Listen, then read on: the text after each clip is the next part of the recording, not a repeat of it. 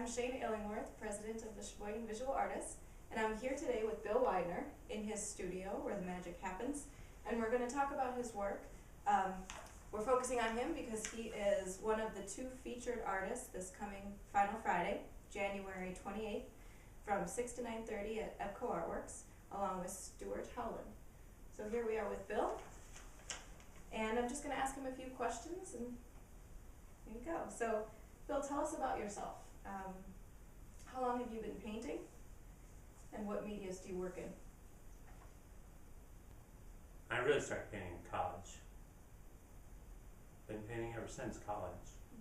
And in college, were you doing more representational, or were you even going into the abstract realm then too? Actually, when I first started painting, I was much more experimental when I first started, and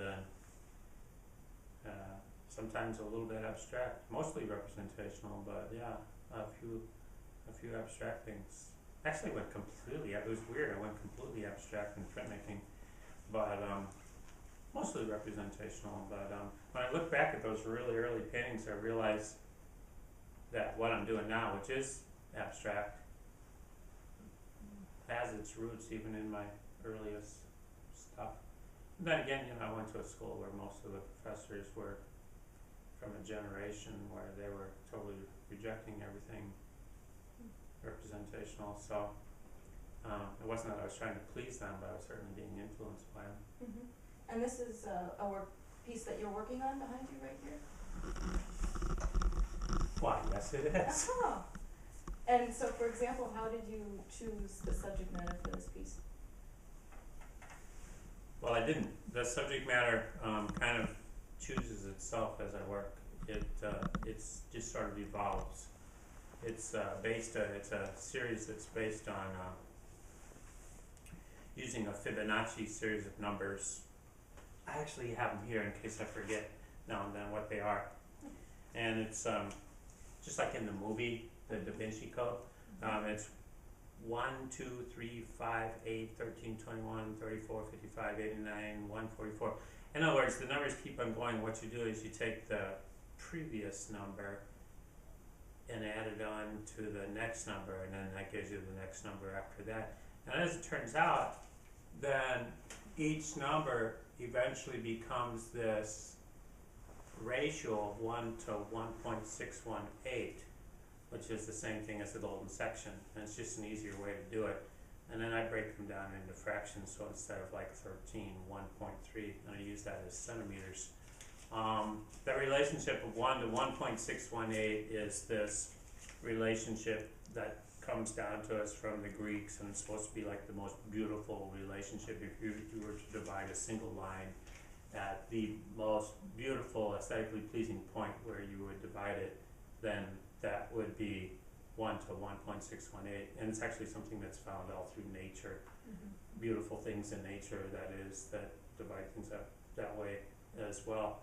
And I just wanted something to cling on to as I was trying to find a new direction, and that's been serving me pretty well. So when you look at this, everything in there is our measurements that are this Fibonacci series of numbers. And of course you can shape them up and move them around and so forth, but it gives me some guidance, and it frees me up from working representationally, which of course I've done most of my life. Very well, I might add. Thanks. But I just got sick of it, and at some point I really wanted to free myself up in ways that it felt like the only way to free myself up as much as I wanted to was to abandon working representationally. I wanted much more creative freedom. So when you're creating a piece, I'm sure there are challenges as well as rewards. So what might those be? The challenges are always to make sure every shape I come up with is a creative shape. It's a new shape. It's something that might bear some resemblance to reality, but it's since I'm working with rectilinear forms as well as curvilinear forms, I'm working only with portions of circles and rectangles, but it's how I can combine them. So it's a very limited means to work. And so the challenge is to use those limited means and to stick with those numbers to come up with something very creative. And then to come up with these various forms in a way that they share edges. That the edge of one form is also the edge of another form. What I've really done in these recent works is I've tried to make them 100% form in the relationship of forms, and really almost no negative space at all. It's all positive form. And I don't know if you can tell when you look at that, but that's what they're about, is to totally eliminate negative space. And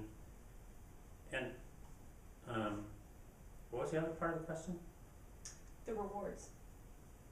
What is your? There's no rewards. you just work. The reward is to work, and when you get done, you can look at it. But there's It's more the process. no rewards. If you mean any kind of monetary rewards, I haven't sold a single one of these, and I don't really care. I think that's been probably the most healthy thing that's happened to me. Because when I was selling my work pretty well with the landscapes. But what happens is when you sell your work is that if there's a more natural sort of evolution that you should continue to grow as an artist, and I think you should, when you sell your work, even if you don't want this to happen, you find yourself, I think I'll do another painting like that one again because the other one sold. And so it really causes you to